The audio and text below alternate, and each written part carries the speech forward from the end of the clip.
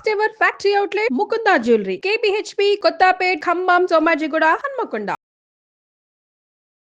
నమస్కారం, మీరు చూస్తుంది India's largest digital media network Suman TV. నేను మీ కీర్తి. ఈ రోజు మనతో పాటు ప్రముఖ ఆధ్యాత్మికవేత్త అనంతలక్ష్మి అమ్మగారు ఉన్నారు. నమస్తే అమ్మా. నమస్తే అమ్మా. అమ్మ, వసంత పంచమి లేదా శ్రీ పంచమి, మరి ఈ రోజు ఒక విశిష్టత ఏంటి? ప్రతి వ్యక్తి కూడా ఈ రోజుని ఎలా ఉపయోగించుకుంటే బాగుంటుందో తెలియజేద్దాం.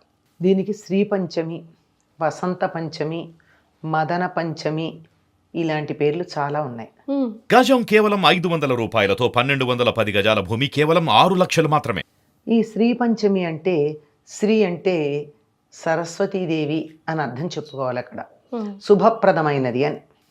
సరస్వతీదేవి యొక్క జయంతిగా దీని గురించి మనం చెప్పుకుంటాం. అందుకు వసంత పంచమి అని ఎందుకంటామంటే ఇంకా వసంత ఋతువు రాబోతోందని, రాబోయే వసంత ఋతువుకి స్వాగతం పలకడానికి చేసుకున్న ఏర్పాట్లేదు. వసంత ఋతువు తర్వాత వస్తుంది. ఇంకా మన లెక్క ప్రకారం 2 నెలల తర్వాత, ఉత్తర దేశీయుల లెక్క ప్రకారం 1 నెలన్నర తర్వాత వస్తుంది వసంత ఋతువు. కాకపోతే వసంతం చైత్రంతో రావడానికన్నా ముందు లక్షణాలు ముందు కనపడతాయి కదా. దాని తాలూకు సూర్యోదయానికన్నా ముందు తూర్పు దిక్కు తెల్లబడ్డట్టు, వసంత ఋతువు రావడానికన్నా ముందే ఈ లక్షణాలు కనపడతాయి కనుక ఇది వసంత ఋతువుగా చెప్పబడుతూ ఉంటుంది అని. పైగా ఇంకొక కారణం కూడా చెప్తారు. రతీదేవి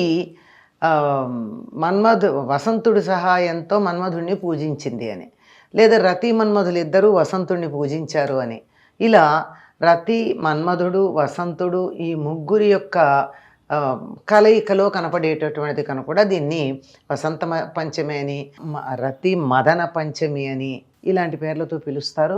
కానీ ఎక్కువగా వ్రతాలు, పూజలు లాంటివి చేసేవన్నీ కూడా శ్రీ పంచమి అంటే సరస్వతీదేవి జన్మదినము అనేటటువంటి అర్థంలో చేయడం మనం చూస్తాం. ఓకే.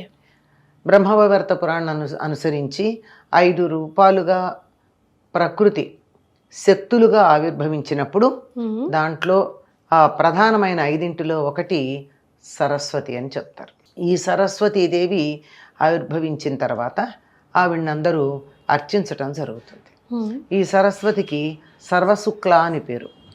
అంటే పూర్తిగా తెల్లగా ఉంటుంది, అన్నీ తెల్ల. ఆవిడ కూర్చునే పద్మం తెల్లంది, కట్టుకునే వస్త్రాలు తెల్లనివి, ధరించే నగలు తెల్లనివి. ఇక్కడ శుక్ల అంటే తెలుపు అన్న దానికన్నా స్వచ్ఛమైన, నిర్మలమైన, శుభ్రమైన అని అర్థం చెప్పాల్సి ఉంటుంది. అట్లా ఉన్నటువంటి ఈవిడ్ని మొట్టమొదట దేవతలందరూ ఆరాధించారు. యాజ్ఞవల్కుడు మొదలైనటువంటి ఋషులందరూ ఆరాధించారు. ఈవిడ యొక్క పూజా విధానం మనకి కాణ్వ శాఖలో కనపడుతుంది.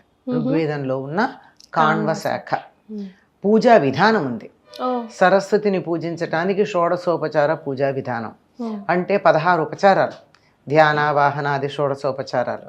ఆ రకమైనటువంటి ఉపచారాలతో పాటుగా ఈవిడికి సంబంధించినటువంటి స్తోత్రాలు, కవచము ఇలాంటివన్నీ కూడా మనకి అందులో కనపడతాయి. ఆ సరస్వతి అవతార ఘట్టం ఏదైతే ఉందో దాంట్లో మనకు కనపడుతూ ఉంటాయి. అందుకని సరస్వతి అంటే విద్యాధి దేవతగా పరిగణించబడుతుంది కనుక ఎవరికైతే విద్య బాగా కావాలనుకుంటారో వారందరూ ఈనాడు సరస్వతీదేవిని అర్చిస్తారు. మన దగ్గర కొంచెం తక్కువే కానీ ఈ మధ్య కాస్త కనపడుతోంది. కానీ బెంగాల్లో అయితే దీన్ని చాలా పెద్ద వేడుకగా చేసుకుంటారు. అక్కడ పైగా ఒక దీక్ష వహించామని చెప్పడానికి చిహ్నంగా తెల్లవారుజామునే లేచి అభ్యంగన స్నానాదులన్నీ చేసిన తర్వాత పసుపు పచ్చని బట్టలు ధరిస్తారు ప్రతి ఒక్కరు.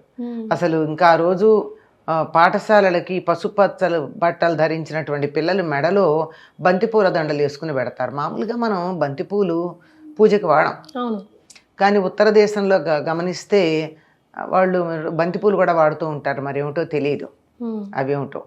అమ్మవారిని అర్చించటం కన్నా కూడా వీళ్ళు మెడలో వేసుకుని బంతిపూల దండలు పాఠశాలకి వెళ్ళి అక్కడ సరస్వతి పూజ చేసి పుస్తకాలు, కళాలు అన్నీ అక్కడ పెట్టి, అంటే కాగితాలు రాని రోజుల్లో తాటాకులు ఉండేవిగా, తాటాకులు గంట అక్కడ పెట్టేవారు.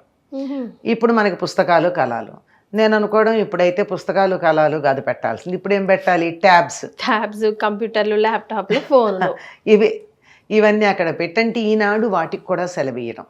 అమ్మవారికి అమ్మవారి స్వరూపాలైనటువంటి అవన్నీ కూడా, దాన్ని కూడా మనం అమ్మవారి స్వరూపంగా అనుకుంటాం కదా. మా కాగితం కింద పడితే ఎవరైనా తొక్కితే అయ్యో సరస్వతిరా కళ్ళకద్దుకోమంటాం. అంటే సరస్వతి అంటే ఎక్కడో బొమ్మలో విగ్రహంలో కాదు, కింద పడిన కాగితంలో కూడా ఉందని చెప్పుకుంటాం కదా. అట్లాగే మరి కంప్యూటర్లో చదువుకుంటూ ఉన్నప్పుడు దాన్ని కూడా దేవతా స్వరూపంగా భావించాలి కదా. సరస్వతి జ్ఞానాన్ని మనం ప్రసాదించేది, కనీసం జ్ఞానాన్ని ధరిస్తోంది. దానికి తెలివి ఉందో లేదో తెలియదు కానీ ధరించి మనకిస్తోంది. వాటన్నింటినీ అక్కడ పెట్టి పూజించి ఆనాడు వాటితో ఏమీ పనిచేయరు, చదవరు. పూజించినప్పుడు పని చేయమంటారేమిటి? అంచేత గౌరవప్రదంగా అట్లా చేయడం పద్ధతిగా ఉంది. మరి సరస్వతికి పూజ ఎలా చేయాలి? షోడశోపచార పూజా విధానం ఉందన్నాం కదా. ఆ విధానంలో బ్రహ్మవైవర్త పురాణంలో చెప్పిన పూజా విధానాన్ని అనుసరించినట్టయితే వీళ్ళేదో పసుపచ్చని బట్టలు కట్టుకున్నారు కానీ, అంటే పసుపులో ముంచి దీక్షా వస్త్రాలను ఉద్దేశం. మనకి అందులో బ్రహ్మవైవర్త పురాణంలో చెప్పింది అయితే అమ్మవారికి తెలుపు ఇష్టం, తెల్లని పూలతో పూజించాలి, తెల్లని నివేదనలు చేయాలి. అంటే అరటి పండు, కొబ్బరికాయ అలాంటివి. సరే, ఎక్కడైనా సరే శక్తి తీవ్రంగా ఉత్పన్నమైనప్పుడు దాన్ని సమం చేయడానికి పానకం కావాలి కదా. పానకం, వడపప్పు, చలిమిడి, ఇది ప్రధానం. చెరుకు గడలు, ఇంకా ఆయా ఋతువుల్లో దొరికేటటువంటి పళ్ళు, వాటిల్లో కూడా తెల్లగా ఉన్న వాటికి ప్రాధాన్యం. అరటిపండు తెల్లందే, పైతే ఎప్పుడన్నా కొన్ని పసుపచ్చగా ఉన్నా పైన లోపల తెల్లగానే ఉంటుంది. అలా తెల్లగా ఉండేటటువంటి పళ్ళు ఇవన్నీ కూడా సరస్వతీదేవికి నివేదన చేయాలి. చెరుకులు కూడా నివేదన చేస్తారు. చెరుకు తీయదనానికి ప్రధానం కదా అది. అయ్యాక వండింది పెట్టాలన్నారే మీరు, ఆ వండింది పెట్టేటప్పుడు దధ్యోదనం పెడితే పెట్టచ్చేమో కానీ అమ్మవారికి ప్రీతిపాత్రమైనటువంటి వంట ఏది అంటే పరమాన్నం, పాయసాన్నం. ఎలాగా? పాయసం, క్షీరాన్నం, ఇన్ని రకాలు. పరమాన్నం అంటే శ్రేష్టమైంది ఏదన్నా కావచ్చు. మరి క్షీరాన్నం అంటే ఈ క్షీరం కూడా ఏ క్షీరం కావాలి? ఆవు పాలు. తర్వాత అందులో వేయాల్సింది బెల్లం తప్ప పంచదార కాదు, పంచదార వాడకూడదు. అది ఆవు పాలు, బియ్యాన్ని ఆవు పాలలో ఉడకబెట్టి దానిలో బెల్లం వేసి మిగిలినటువంటి సుగంధ ద్రవ్యాలన్నీ వేయచ్చు. ఇవి ప్రధానం. మిగిలిన పెట్టకూడదానికి అది ఇవి ప్రధానం. మిగిలినవి చక్కగా మిగిలినటువంటి వంటలన్నీ చెయ్యండి. కూరలు, పప్పు, పులుసు కూడా చేసిన నివేదన పెట్టండి, వద్దనంటల్లా. ప్రధానంగా పెట్టాల్సింది మాత్రం ఈ ఆవు పాలతో చేసినటువంటి పరమాన్నం, బెల్లం వేసి చేసినటువంటి పరమాన్నం. ఇలా నివేదన చేసినట్టయితే అమ్మవారికి సంతృప్తి కలుగుతుంది. అందుకని ఏం చేస్తారు, ఈనాడు సరస్వతీదేవికి సంబంధించింది గనక విద్యాభ్యాసం ప్రారంభిస్తారు చాలా మంది. పిల్లలకి అక్షరాభ్యాసం చేయడం అన్నది. సరే, నేను విద్యాభ్యాసం అని వాడాను ప్రత్యేకం, పిల్లలకైతే అక్షరాభ్యాసం. మరి విద్యాభ్యాసం అని ఎందుకు వాడాను అంటే, మీరు నేను ఏదన్నా కొత్త పుస్తకం చదవాలనుకున్నాం, ఒక కొత్త ప్రాజెక్ట్ చేయాలనుకున్నాం, ఒక కొత్త సబ్జెక్ట్ నేర్చుకోవాలనుకున్నాం. ఇప్పుడు మన డిగ్రీలు మనకున్నాయి, స్కూల్కి వెళ్ళి చదివేటటువంటి అవసరము లేదు, వయస్సు కాదు, ఊహ లేదు. కానీ నేను వేరే సబ్జెక్ట్ ఒకటి నేర్చుకోవాలనుకున్నాను, నా అవుట్ ఆఫ్ ఇంట్రెస్ట్. ఈ రోజు మొదలు పెడితే చాలా బాగా సాగుతుంది. అందుకని విద్యారంభం, విద్యని ప్రారంభించటం అన్నది మొదలు పెడితే చాలా బాగుంటుంది అని, దానికి ప్రధానమైందని. అమ్మవారికి సంబంధించిన కవచానికి సర్వ విజయమో ఏదో ఉంది పేరు. అంటే సమస్తాన్ని గెలవచ్చు. ఎవరికైతే నోట్లో నాలుగుందో, 4 అక్షరం ముక్కలు వచ్చో, బుర్ర పనిచేస్తుందో, పనిచేసిన బుర్రని నాలుకతో ఉచ్చరించి ఆలోచనని బయటికి పెట్టగలరు, వాళ్ళు ప్రపంచాన్నంతా గెలుస్తారు కదమ్మా. మరే మీకులాగా నాకులా కాదమ్మా. కనుక అటువంటిది శ్రీ పంచమి.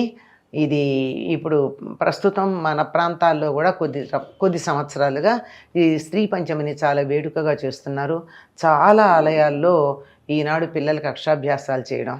ఎవరైనా కొత్తగా ఏదన్నా మొదలు పెట్టాలి అంటే, నేను ఎందుకో థీసిస్ రాస్తున్నాను పిహెచ్డి కంటే ఈరోజు మొదలు పెడితే చటక్కున అయిపోతుంది. అమ్మ, మరి పిల్లలు ముఖ్యంగా పరీక్షల సీజన్ అయితే ఇది ఏదైనా మంత్రం పఠిస్తే బాగుంటుందా ఈ రోజున? బాగుంటుందమ్మా. మంత్రం అని కాదు కానీ స్తుతులు ఉన్నాయి. మంత్రాలు చిన్నపిల్లలకి చెప్పడం ఎందుకమ్మా, పాపం వాళ్ళని ఎందుకు బాధిస్తాం? హాయిగా స్తుతి ఉంది. ఈ స్తుతులు కూడా మంత్రాలతో సమానమైనవి. ఎందుకంటే వీటిని మహర్షులైనటువంటి వాళ్ళు మంత్రాలకి పాటించాల్సిన నియమాల అవసరం లేకుండా తమ శక్తినంతా ఇందులో ధారపోసి అందించారు. చేత మనకి అందరికీ మా చిన్నతనంలో మేము చదువుకున్నది ఇప్పటికీ చాలామందికి వచ్చు అనుకుంటా. సరస్వతీ నమస్తుభ్యం వరదే కామరూపిణి విద్యారంభం కరిష్యామి సిద్ధిర్భవతు మే సదా. ఇది శృతించినా సరిపోతుంది. సరస్వతీ నమస్తుభ్యం, ఓ సరస్వతి నీకు నమస్కారం చేస్తున్నాను. వరదే కామరూపిణి, కావలసిన రూపాలు ధరించగలిగినటువంటి ఓ తల్లి నాకు వరాలనివ్వు. విద్యారంభం కరిష్యామి, నేను నిన్ను వేరే ఏవేవో భవనాలు ఆస్తులు అడగట్లేదు, విద్య మొదలు పెడుతున్నాను నేను. సిద్ధిర్భవతు మే సదా, నేను ఏది చదవాలనుకుంటున్నాను, ఏం పొందాలనుకుంటున్నాను అదంతా నాకు ఎల్లప్పుడూ సిద్ధించుగాక. ఇంతకన్నా ఏం కావాలండి? మరి నేను చదువు మొదలు పెడుతున్నానమ్మా అని. మేము ప్రతిరోజు సాయంత్రం భోజనం చేసి దీపం దగ్గర కూర్చున్నప్పుడు కిరసనాల దీపాలే ఉండేవి కదా, ఆ దీపం దగ్గర కూర్చుని ముందు గణపతిది, తర్వాత ఈ శ్లోకం ఈ పద్యము చదివి అప్పుడు మేము మా చదువు ప్రారంభించేవాళ్ళం. ఎస్, మా నాన్నగారు కూడా అలవాటు పెట్టారు కదా. మరి తెలిసిన వెంటనే బై డిఫాల్ట్ అదే రావాలి, సరస్వతీ నమస్తుభ్యం. అంటే దేన్నైనా మనం గౌరవించినప్పుడు దానికి మన పట్ల సదుద్దేశం ఉంటుంది. పుస్తకాన్ని కూడా గౌరవించాం సరస్వతి స్వరూపంగా, అందువల్ల అప్పుడు మనకి చదువు అప్రయత్నంగా వస్తుంది. చాలా సంతోషం అమ్మ, ధన్యవాదాలు.